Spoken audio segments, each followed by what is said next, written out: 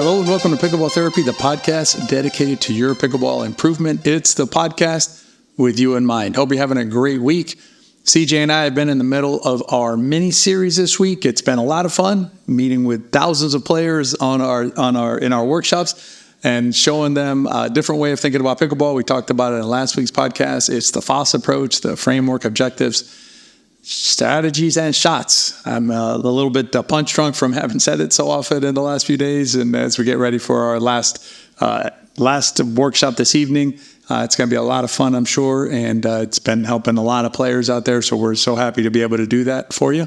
My name is Tony Roig. I am your podcast host. I'm also a master teaching professional, and teaching pickleball is my passion. It's what keeps me coming back to pickleball over and over again. So this week's podcast, we're going to talk about two different subjects. We're going to talk about one tip to change your game, and I'm going to give you, it's kind of a little bit of a Kansas City shuffle, a little bit of looking left and going right, but you're all going to know how to go right, which is important, but you're also going to know how to avoid going left, and you'll see what that means in a second. And then in the riff, we're going to talk about a concept that was in a movie that I saw a little bit ago now. And it's Everything Everywhere All at Once is the movie. Really good movie, interesting.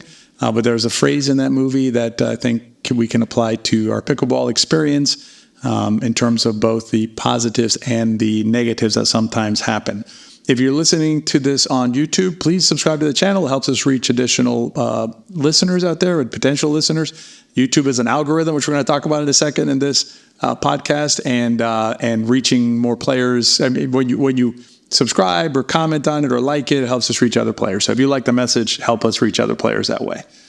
All right. And one other thing I wanted to mention is, as I mentioned, we're in the middle of our mini series. And if you want to get the best program available anywhere to learn pickleball and to transform your game, then you're going to want to join our September pickleball system class. These classes only launch a couple of times a year.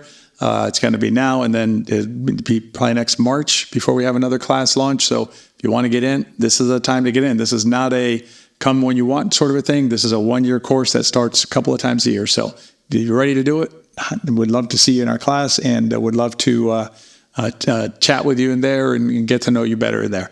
The other thing I wanted to do on the coaching front is several of you have opted in to becoming pickleball therapists. And I just wanted to do a check-in with you. It's been a minute, and I just want to see how you're doing out there. Are you sticking to the commitment that you made? If not, it's okay. Then let's re-up our commitment. And if you want to, send me an email at therapy@betterpickleball.com. It comes to me. I'll be able to check it out. Let me know how you're doing out there. If you're interested in becoming a pickleball therapist, it's basically a commitment that you make to yourself to grow the mental part of your game, your mental relationship with pickleball. Send me an email to the same address, therapy@betterpickleball.com, and I'll send you the information so that you know what is involved with being a pickleball therapist, and you can decide whether it's right for you. All right. So I misspelled it on the board, but that's all right. You know what that means. So word of the week is unicorn. I spelled it as Ewingcorn on the slide on the YouTube. But the word of the week is unicorn. As we get into the subject today, which is this idea that the one tip you need for your game, unicorns are awesome, right? I mean, in concept, they're just, they're elegant animals. They're powerful. They're smart. They're wise. They're whatever you want it to be, right? The unicorn can be anything you want it to be in terms of its demeanor. But at the end of the day, it's a fictional being, right? It's a being that exists only in our minds. And in pickleball, what we see happen out there is we see players chasing unicorns. And what I mean by that is that basically, you'll see a video or you'll see someone will tell you something and you'll think it's the unicorn. That's what I need. That's the thing I need. Now, there is in fact a unicorn. That's the real thing that'll help you out. But you have to be careful with chasing down unicorns which aren't real. And that's the Kansas City Shuffle. It's I can't remember the name of the movie right now. Actually, I do. It's Lucky Number 11, I think. It's with Brad. I can't remember his name. Bruce Willis. With Bruce Willis. Really good movie. Very entertaining. But the concept of the Kansas City Shuffle is basically you make a bunch of, like a bunch of noise on the left of a person. They look over there, but everything's happening on the right. Okay. So it's like a feint or like a trick. And you can think about that too in pickleball, meaning, sometimes what happens is we get pulled to the left. So we end up looking left, but really we should be looking right. And we're going to get into that in a little more detail in today's podcast as we go through this. So one of the ways that we are constantly, pulled left in this Kansas City Shuffle, is we keep on getting offered unicorn, whether it's unicorn shots or unicorn strategies, on YouTube. And I put up on the board here, YouTube algorithm. And the reason is because you have to understand when you're being fed a YouTube video, sometimes it's because you subscribe to the channel and that's closer to the content that you've been looking for. But the way YouTube works is it's an algorithm that's trying to figure out whether you'll interact with the video, because YouTube makes money off advertising, right? So they want you to interact with the videos on their platform. And I have a YouTube channel and my partner CJ Johnson has a YouTube channel. So we're on YouTube as well. And we know how this works. And the way it works is the content that is most likely to help your game, because a lot of it is not flashy, right? It's not going to get any headlines and things like that. It doesn't do well on YouTube. We joke about, some of our videos that have performed the least on our channels, the worst on our channels, are the best videos in terms of the actual help that they would provide to pickleball players who watch them and use them. Instead, what we find is pickleball players are drawn more to 3 tips for this or 2 tips for that. And so when you're on YouTube, you're subject to the YouTube algorithm. And so you're kind of playing the YouTube game. And what that means is that when you're watching YouTube videos, and it's not that the content creators are bad people or they're doing anything wrong, it's simply the ecosystem in which they're operating, i.e. the YouTube algorithm, creates it rewards content that might seem pretty cool at first, right? You look at the thumbnail or the little title and you're like, wow, that's really cool. Let me watch that. That's what I need. And that's the risk. The risk is thinking, okay, that's the unicorn. That's the shot that I need. That's the tip that's going to send me, to the next level. That's what I should do.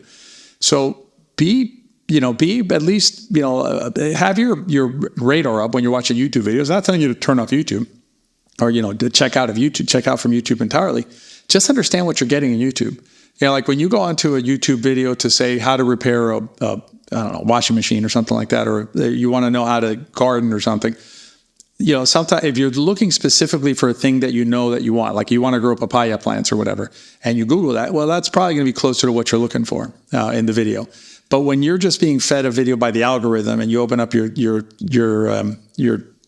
app and it says, this one tip will send you over the top in pickleball, that's where you got to be like, well, I wasn't really looking for this. And is it really going to help me? And the 3 questions that we ask are, is it correct? And sometimes it is, sometimes it's not. Is it complete? Do I have a complete picture of what it is and how it works within the bigger picture of pickleball, the framework of pickleball? And then the last thing is it right for me where I am right now, right? Is this what I need right now in my pickleball journey? So those are some of the risks of YouTube.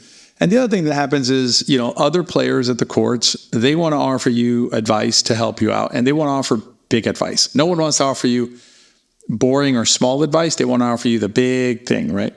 And I'm going to speak from experience here.